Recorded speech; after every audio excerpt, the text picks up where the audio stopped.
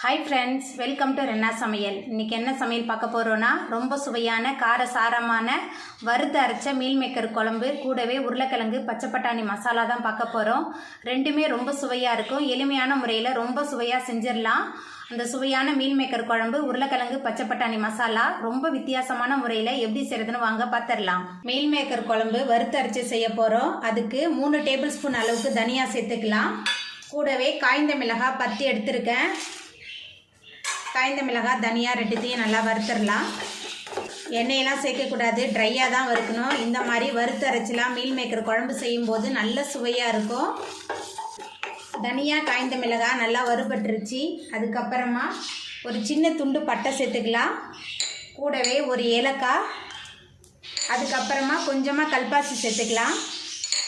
2 கிராம்பு, 5 போல் முந்திரி பருப்பு சேர்த்துக்கலாம். 1 டேபிள் ஸ்பூன் சோம்பு, எல்லாத்தையும் சேர்த்துட்டு நல்லா வறுத்தரலாம். மசாலாலாம் வறுத்து அரைச்சி மீல் மேக்கர் குழம்பு செய்யும்போது மீல் மேக்கர் குழம்பு நல்ல சுவையாகவும் மணமாகவும் இருக்கும். காய்ந்த மிளகாலாம் உங்கள் காரத்துக்கு தகுந்த மாதிரி எடுத்துக்கோங்க. நான் கலருக்காக கொஞ்சமாக காஷ்மீரி மிளகாவும் அதுக்கப்புறமா காய்ந்த மிளகாய் காரத்துக்கு தகுந்த மாதிரி சேர்த்துருக்கேன். உங்களோட சுவைக்கு தகுந்த மாதிரி நீங்கள் சேர்த்துக்கோங்க. நம்ம சேர்த்த மசாலாலாம் நல்லா வறுபட்டு நல்லா மணம் வர ஆரம்பிச்சிருச்சு. இப்போ அடுப்பு ஆஃப் பண்ணிவிட்டு ஆற வச்சிடலாம். ஆறுனதுக்கப்புறம் மிக்சியில் சேர்த்து நல்லா அரைச்சிடலாம். அரைக்கும் போது தண்ணி சேர்த்து அரைச்சிக்கலாம். மீல் மேக்கர் குழம்பு பண்ணுறதுக்கு 3 டேபிள் ஸ்பூன் அளவுக்கு எண்ணெய் சேர்த்துக்கலாம். எண்ணெய் சூடாகி வரட்டும். எண்ணெய் சூடாயிட்டு இதில் 1 டேபிள் ஸ்பூன் அளவுக்கு சோம்பு சேர்த்துக்கலாம். கூடவே ஒரே ஒரு மராட்டி மொக்கு, அதுக்கப்புறமா பொடியாக நறுக்கின 3 பெரிய வெங்காயம் சேர்த்துக்கலாம்.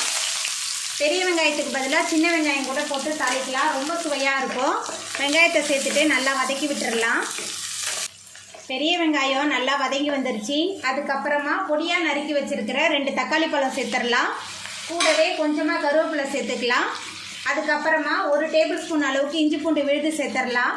சேர்த்துட்டு எல்லாத்தையும் நல்லா வதக்கலாம். தக்காளி நல்லா வதங்கி இஞ்சி பூண்டோட பச்சை வாசனை போகணும், நல்லா வதக்கிடலாம். நான்வெஜ் சாப்பிடாத நாட்களில் இந்த மாதிரி மீல் மேக்கர் குழம்புலாம் செஞ்சோமா ரொம்ப சுவையாக இருக்கும். வீட்டில் உள்ள எல்லாருமே ரொம்ப விரும்பி சாப்பிடுவாங்க. மசாலாலாம் நல்லா வறுத்து அரைச்சி நம்ம சேர்த்துருக்கனால இந்த மீல் மேக்கர் குழம்பு நல்ல சுவையாகவும் மணமாகவும் இருக்கும். நம்ம சேர்த்த வெங்காயம் தக்காளிலாம் நல்லா வதங்கி இஞ்சி பூண்டோட பச்சை வாசனை போயிடுச்சு. அதுக்கப்புறமா இதில் நம்ம மீல் மேக்கர் சேர்த்துக்கலாம்.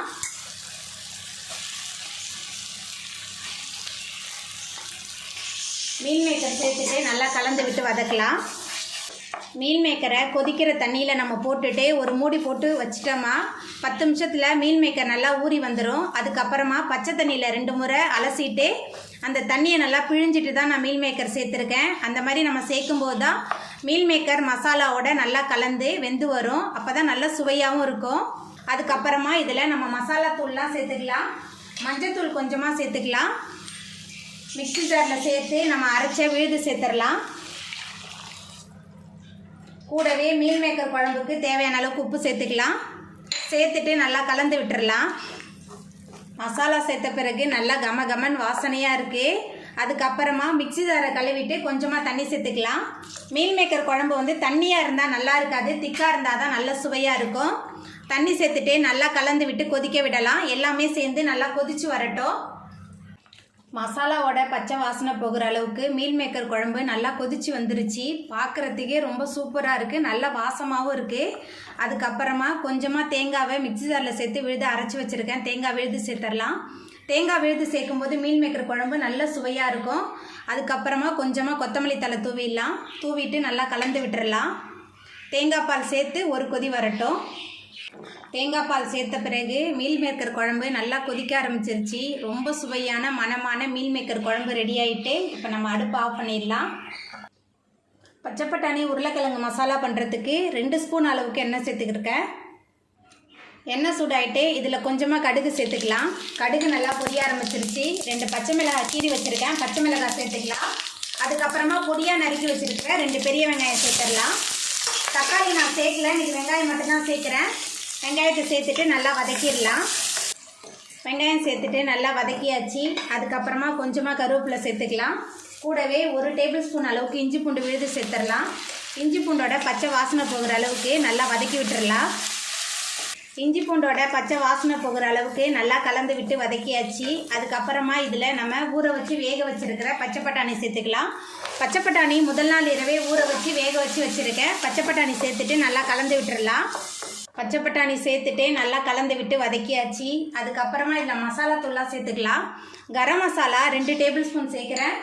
கொஞ்சமாக மஞ்சத்தூள் சேர்த்துக்கலாம். பச்சை பட்டாணிக்கு தேவையான அளவுக்கு உப்பு சேர்த்துக்கலாம். பச்சை பட்டாணி வேக வைக்கும் போதே கொஞ்சம் உப்பு சேர்த்துருக்கேன். இப்போ குறைவாக தான் உப்பு சேர்த்துருக்கேன். பச்சை பட்டாணி மசாலா தூள்லாம் சேர்த்துட்டு நல்லா கலந்து விட்டு வதக்கலாம். உங்களுக்கு வேணும்னா குழம்பு மிளகாய் தூள், தனி மிளகாய் தூள்லாம் சேர்த்துக்கோங்க. நான் பச்சை மிளகாய் சேர்த்துருக்கனால இன்றைக்கி கரம் மசாலா மட்டும்தான் சேர்த்துருக்கேன். இதுவே நல்ல காரசாரமாக இருக்கும். பச்சை பட்டாணி மசாலா தூள்லாம் சேர்த்துட்டு நல்லா கலந்து விட்டு வதக்கியாச்சு. அதுக்கப்புறமா வேக வச்சு தோல் உரித்து வச்சுருக்கிற ஒரு உருளைக்கிழங்கு சேர்த்துக்கலாம். உருளைக்கிழங்கு சேர்த்துட்டு நல்லா கலந்து விட்டுடலாம். உருளைக்கிழங்கு சேர்த்துட்டு நல்லா கலந்து விட்டாச்சு. இப்போ இதில் கொஞ்சமாக தண்ணி சேர்த்துக்கலாம். பச்சை பட்டாணி வேக வச்ச தண்ணி தான் சேர்க்குறேன். தண்ணி சேர்த்துட்டு நல்லா கலந்து விட்டுடலாம். தண்ணி சேர்த்துட்டு நல்லா கலந்து விட்டாச்சு. எல்லாமே சேர்ந்து நல்லா கொதிச்சு வரட்டும். பச்சை பட்டாணி உருளைக்கிழங்கு எல்லாமே சேர்ந்து நல்லா கலந்து வெந்து வந்துருச்சு. இது ரொம்ப சுவையாக இருக்கும், வித்தியாசமான சுவையோடையும் இருக்கும். அதுக்கப்புறமா கொஞ்சமாக தேங்காய் பால் சேர்த்துக்கலாம். கூடவே கொஞ்சமாக கொத்தமல்லி தழை எல்லாத்தையும் தூவிட்டு நல்லா கலந்து விட்டுடலாம். தேங்காய் பால் மல்லித்தலையெல்லாம் சேர்த்துட்டு நல்லா கலந்து விட்டாச்சு. எல்லாமே சேர்ந்து நல்லா கொதித்து வெந்து வரட்டும். எல்லாமே சேர்ந்து நல்லா கொதித்து வந்துருச்சு. ரொம்ப சுவையான உருளைக்கிழங்கு பச்சை பட்டாணி மசாலா ரெடி ஆகிட்டு இப்போ நம்ம அடுப்பை ஆஃப் பண்ணிடலாம். அவ்வளோதாங்க, ரொம்ப சுவையான வறுத்து அரைச்ச மீல் மேக்கர் குழம்பு கூடவே உருளைக்கிழங்கு பச்சை பட்டாணி மசாலா சூப்பராக ரெடி ஆகிட்டு. இந்த சுவையான மீல் மேக்கர் குழம்பு உருளைக்கிழங்கு பச்சை பட்டாணி மசாலாவை நீங்களும் உங்கள் வீட்டில் செஞ்சு பாருங்கள். இந்த வீடியோ உங்களுக்கு பிடிச்சிருந்தா லைக் பண்ணுங்கள், ஷேர் பண்ணுங்கள், கமெண்ட் பண்ணுங்கள், சப்ஸ்கிரைப் பண்ணுங்கள். அப்படியே பக்கத்தில் உள்ள பெல் பட்டனையும் கிளிக் பண்ணிடுங்க. நன்றி.